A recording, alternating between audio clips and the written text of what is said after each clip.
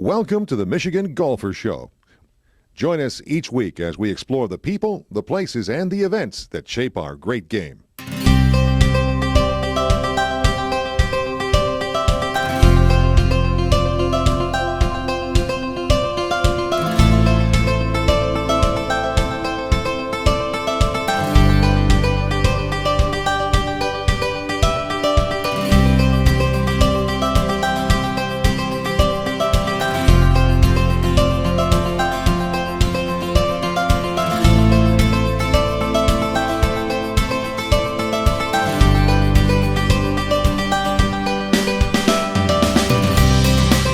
First off, my name's Steve Brady. I'm the head golf professional here at Oakland Hills Country Club. It's my honor, my privilege to be here today and to welcome the media, a couple of honorary members and guests, and two people that need no introduction in the world of golf, Mr. Gil Hanse and Mr. Mike Jericho. They're over here on the left side of the veranda, and they're trying to stay out of the sun. I asked the board if I could do that, and they said, no, it's not in your contract. You have to wear a tie and stay out here. So I'd rather not start this way, but as you know, a good friend of the game of golf, and more than likely a good friend of many of you, passed away this week. So if you could bow your heads and give Mr. Barton Capillion a moment of silence.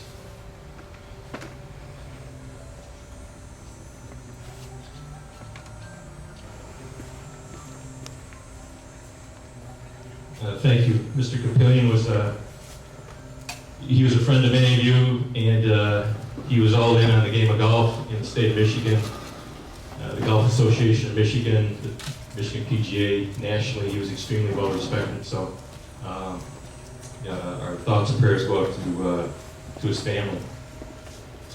To those of you who've never been to Oakland Hills Country Club before, welcome. Show of hands to anybody that's never been to Oakland Hills Country Club before. Beautiful. To those who have been back here, and it's nice to see all of you back, welcome back. The clubhouse essentially is pretty much the same, but if you look out to the east here, you have a golf course that's changed dramatically. And that all has to do with the board of directors here and the support of the membership at Oakland Hills Country Club. If you look out there, you can envision maybe 100 years ago what Donald Ross and the membership at the time might have had in mind. Rolling terrain, trying to put golf holes where they'd be strategically placed and be extremely playable for the membership, and hopefully down the road host major championships. So in the past 100 years, we've done both. We've had a golf course that the members love to play. We've hosted many major championships, and that's kind of the plan going forward. There's a few folks here in attendance. Our board of directors, most of them over here to my right, who have supported this project for the past 5 years when it was first brought up again to the membership. And I'd like to thank them for showing up. A few of the members who've been here for a long, long time, past presidents, some of the better players at the club who wanted to see this happen for a long time, they are here as well. So it's nice for them to show up. If you talk about golf course architects, there's quite a few. There's some that are well known, and then there are some who do a wonderful job. And the one that the club hired a few years ago is Gil Hanse. And me personally, I didn't realize what was to go through with the renovation, what was involved, and how much work was to be done, and what kind of vision you have to do this. And Gil Hanse fits all those criteria. Thank you all for coming out here to Oakland Hills. It's a truly special backdrop we have behind us, and there's been a ton of people. I get nervous when I hear my name mentioned so much because the truth of the matter is if you go over that hill, there's about 60 guys out there working as hard as can be to make this golf course as good as it possibly can be. And they deserve as much credit of putting it together. I just get to shake hands and kiss babies and do all of these types of things. But Phil Kafari, and his staff have been tremendous. I've rarely ever worked with a staff from golf course maintenance that has been so actively inspired by architecture and so engaged in the entire process. Had a couple of his people working with me side by side and working on every single green, shoveling, raking, and they added tremendously to the work, but also to the enjoyment of raking and shoveling in 90-degree heat. So I thank them so much. Normally my right-hand man is Jim Wagner, and Jim has been here a little bit. He's on the, I guess it's the injured list we call now. He's had a little bit of a setback with his bicep tendon. But Jim and I have relied very much on Kai Golby on this project. I don't know if Kai is still over there, but he's just been fantastic. I've rarely ever worked with somebody who's taken so much interest in the details of getting everything right. We're very fortunate here at Oakland Hills. There's so much information at our disposal. We can look at early photographs from 1929 Women's Amateur Championship. We can look at early aerial photographs of the golf course. We can look at early US Open photographs. So we've had just this treasure trove of archival material, and Kai is so intimately familiar, he worries me sometimes when he's starting to see, sometimes I think he sees things that actually aren't there, but he's been tremendous. And so I think, given that, TDI, LeVar Golf, the contractors, Live Old Irrigation, there's so many people who are involved in this, and I can't thank them all enough for the effort that they've put into it. The other name that really should be the name that gets mentioned, and Mike said it, is Donald Ross.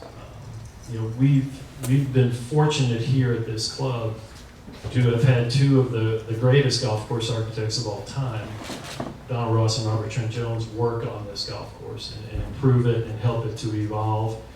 And then subsequently Reese Jones having significant work on it in preparation for major championships that the club's hosted over the last 15 to 20 years. And when we were tasked with looking at Oakland Hills and figuring out what could we do, I think evolution was the key word we talked about. How had the golf course evolved? How had it changed from Ross's original design? How did it ultimately become the monster, which is what it has been known ever since Ben Hogan uttered those words? And I think it was, how do we hit that, as Mike said, the sweet spot? How do we find the sweet spot of honoring the past, honoring the evolution, and recognizing the golf course that the membership knows and loves? It's not like this golf course was broken or that there was any serious need for altering it. But what we proposed to the membership was a master plan that looked at all of these elements, that talked about how this golf course could be improved, upgraded, both from an infrastructure standpoint and also looking at the evolution of the game, especially in the last 15 to 20 years, and how technology has altered the way that the highest level of golfers play a golf course like this.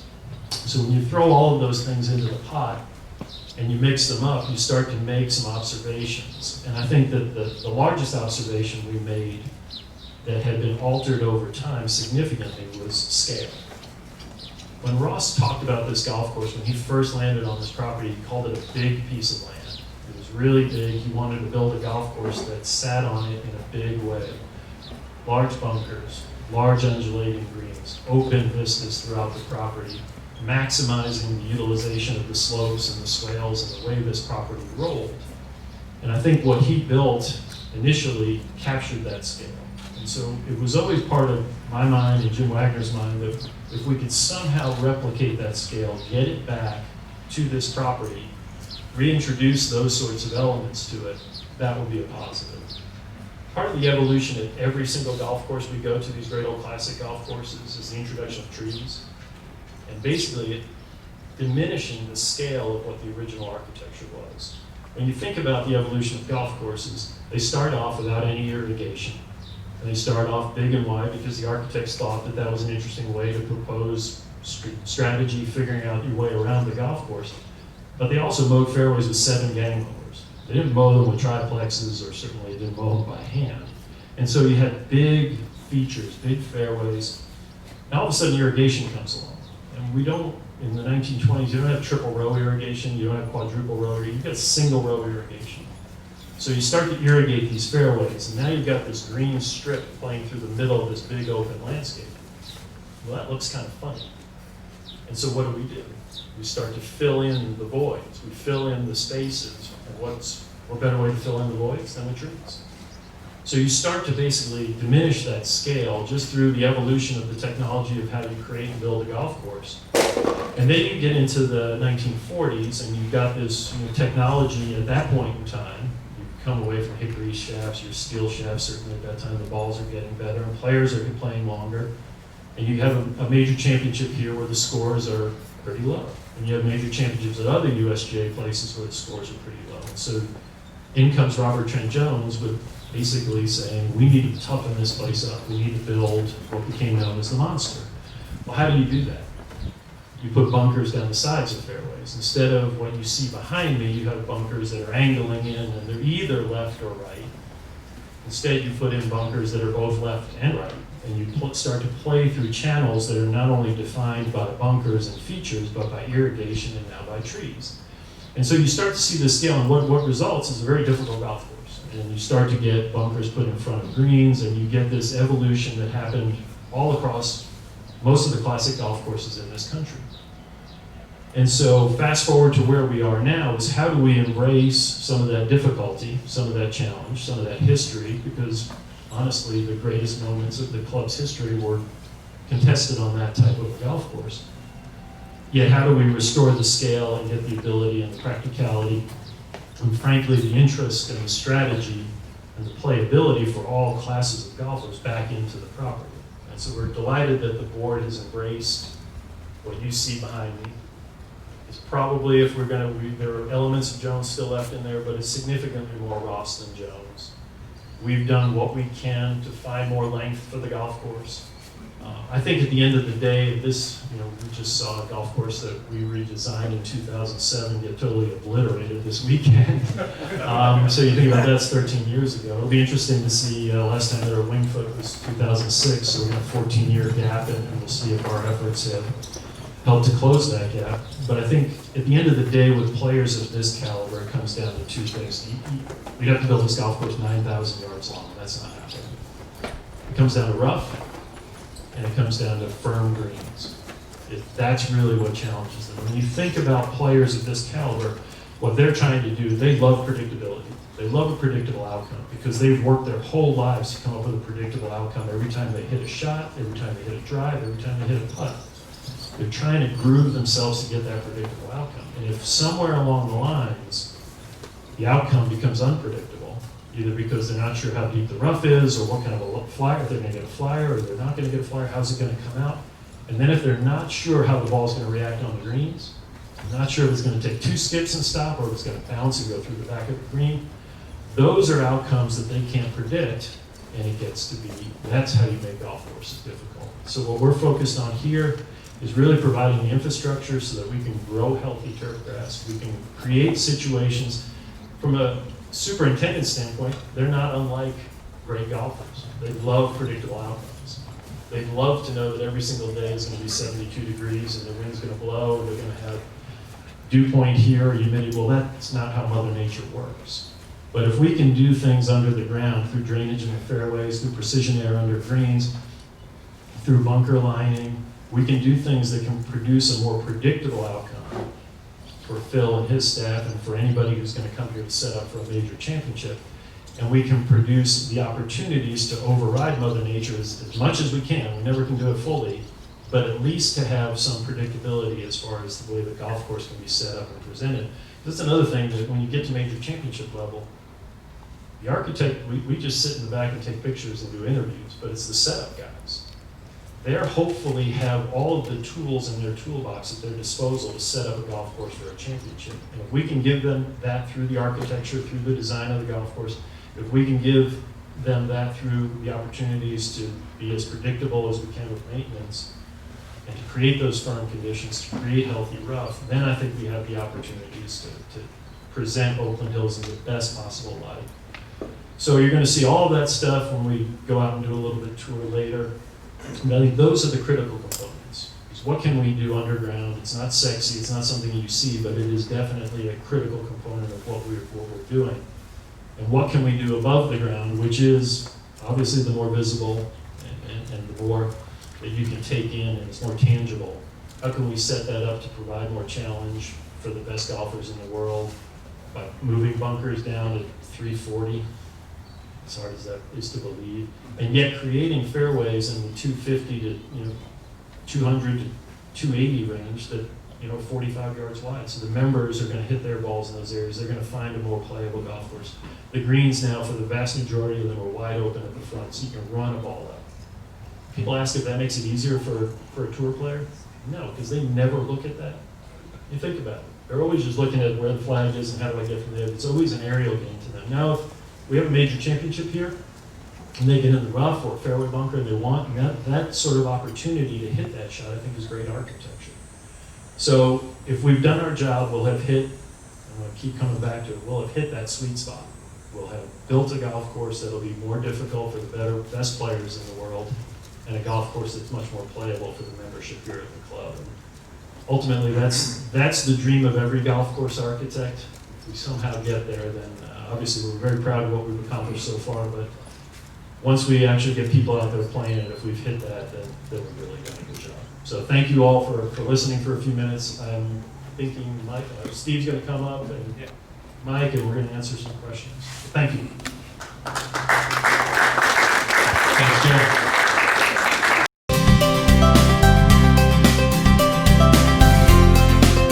Mr. Hanse, Gil, I'm a fan of your work, first of all. The question is, have you received any direction, either directly or indirectly, from the USGA on what kind of changes they would like to see for this storied venue to be able to host another U.S. Open? And the second part of it would be, do you know why this has not been awarded U.S. Open? Do you have an opinion since 1996? Thank you. So, did everybody hear that question? No, we have not received any. I get enough direction from the members. At the USGA, we don't need any more. No, I mean, obviously we're working at clubs that are hosting major championships, so I have a good relationship with the folks at the USGA, but we've not just, the only thing I've discussed is how excited I am with how it's turning out, but none of the specifics. And I honestly don't know why. There's so much that goes into championships now that, it's a lot of it. I'll wander here for a second. We're building a new golf course in Frisco, Texas, for the PGA, which will host the PGA Championship and numerous championships, which is daunting in and of itself. But we spent almost as much time designing the outside the rope stuff as we did inside the ropes. And I think that the scale of a U.S. Open, obviously having 36 holes here, I don't think the scale is past this. There's room here to do it, but there's so many considerations that go into it that I'm obviously not privy to. I will say that I'm hopeful once we're finished that if any of the governing bodies come out to take a look, that they'll be favorably impressed, and hopefully we can find a way to get them back here. Steve? Yes. Mr. Hanse, can you expand a little bit on precision air greens and what they are? And is that Sure. something that... And I'm just Gil. I'm not Mr. Hanse, please. Precision air is technology. So most of you are familiar with sub-air. Basically, sub-air sucks moisture out from underneath the green. It's a motor and basically runs through the drainage system of the green, or it can blow air underneath the green to help, because roots need oxygen and air. Deep roots mean healthy greens, and you always want to get deep and healthy roots. Precision air takes that to another level, and then it still has all the capacities of sub-air. It can dry them down quickly. It can pull out moisture. It can blow air, but it also has the opportunity to blow cool air through an air conditioning system or hot air. So you can imagine here on April 1st, it'd be nice to blow some hot air underneath and get the greens woken up and get them working. And today it would be really nice to blow some cool air underneath there to get the roots to go down and to lower the soil temperature, which is a critical thing. I think the easiest way to describe it, we've been fortunate to work at Southern Hills in Tulsa. They have bent grass in Tulsa, Oklahoma. And the superintendent stood up to the membership and he said, in August, I can trick the grass and make it believe it's June. So I think that really sums it up. You can make that grass feel like it's certainly a better growing condition. And I think that gets to that thing I was talking about consistency and the ability to, a certain degree, battle Mother Nature and provide good conditioning. And obviously that's a huge expense, I would think, right? It is. It's a significant expense that we're happy the club took on to install, and it's also a significant expense to operate. As you think about the electricity that goes through it. So I think it just shows the commitment the club has made to these things are out there. We're working at other clubs that are, hosting major championships or hopeful to host major championships, and they're all putting these systems in. I think it's just part of the technology. I would think that the PGA and the USGA would look favorably upon that kind of investment because it gives them the opportunity to have, as I said, a more predictable setup. Thank you. You're welcome. Yes. Hey Gil, can you give us an estimate or a number on how many trees came out and How many trees? And then how many bunkers were taken out or added? I'm not sure which. Oh boy. I'm never any good at numbers, to be perfectly honest. It's one of those. Phil, how many trees did we take out? I'm not sure. 170 or something like that? 180? 137. 137. See there, I was a little bit over. So not as many as you might think. And then number of bunkers. I don't know the count. We went down on the count, so there are not as many. 130 to 90, but we've got twice as much sand. Okay. So they got a lot bigger. Is there a hole that changed the most? Yes. Well, not one. There's several. I think 7. We moved the green back to where Don Ross had it, which was off to the left-hand side, and restored the creek that ran through the hole and took the pond out. So it's probably the biggest change. 3 and 4 both had significant changes. We moved 3 green back from its location, which helped free up some room around 2 green from a tee standpoint. And then 4 is dramatic from the standpoint of the way the green was restored. It had been significantly changed by Trent Jones a long time ago. So those are probably the 3 biggest changes. What yardage did it play at? A little over 75. What was it before? Close to 79 if you keep back, like, Oh, yeah. that's where I'm going. Okay. So according to Steve, it's closer to 79 if you go tip to tip. So you would never set it up that way. But I think it's probably in the high 75, 76 on an average. Thank you. You're welcome. Yes. Dan? Yep. Question for Gil and one for you, Steve. Gil, given the fact there's going to be, 137 trees removed and about 40 some odd fewer bunkers, is it going to play more or less scoring resistant as a result of that? It sounds like it could be less scoring resistant, am I wrong? Well, I think that it's all about positioning. And so if the bunkers are in the right spot, even if there are fewer of them, they should still be resistant to scoring from that perspective. The reality is that trees have the biggest impact on somebody like myself, an 11 handicapper versus a good player. They're going to be able to maneuver a ball around it as opposed to being too worried about those. So I don't think there's a significant impact there. And I think, as I mentioned earlier, it's really from their standpoint, it's just all about rough. And if the fairways are narrow where they hit the ball, which they are, but wider and more generous for the members, and the greens are firm and the rough is healthy, then I think that's really all we can do. So you never know until somebody strikes a ball out there. We're doing the best we can to hopefully think of everything, but you just never know. So I'd like to think that it won't play any easier for a tour player or for a major championship. Just don't know. Yes. Yeah, for Gil. Donald Ross restorations have kind of been in vogue lately. From the age of the golf course is obviously part of that. But it seems like there's a renewed reverence for like golden age golf courses. Just why do you think that is? So the question is, there's a renewed reverence for golden age golf courses. I think it's because they're good. I mean, those guys were so good at what they did. And I think part of the reason is that what they did, golf was at the forefront of. So many times, modern golf course architecture, you get pulled in different directions for development, for all the wrong reasons. And there was a purity to what they did. And the purity was basically, here's a piece of ground, find the best 18 holes you possibly can and figure out how to make them interesting, challenging, et cetera, unique based on the piece of ground that you have. And so I think that's why their courses are always in vogue, always revered. I think in the last 30 years, there's been more of that name recognition, sort of reverence for the Rosses, the Tillinghast, the McDonalds, the Rayners, the McKenzies. And I think a lot of that has to do with just, certainly recently the internet. You've got plenty of resources, you've got plenty of people who are golf course architecture fans who congregate and discuss and talk. And I think that there's a pride now. Every Ross course is proud of the fact that they're, Ross course or Tillinghast, et cetera. So I think that the recognition that the clubs give them, the recognition that the public gives them, but it all ultimately stems back to the fact that they were just really, really good at what they did. And as golf course architects of this time and age, I think if we pay more attention to what they did and we learn from these types of restorations and then can ultimately apply it to our own work, that's only going to be a benefit for the game.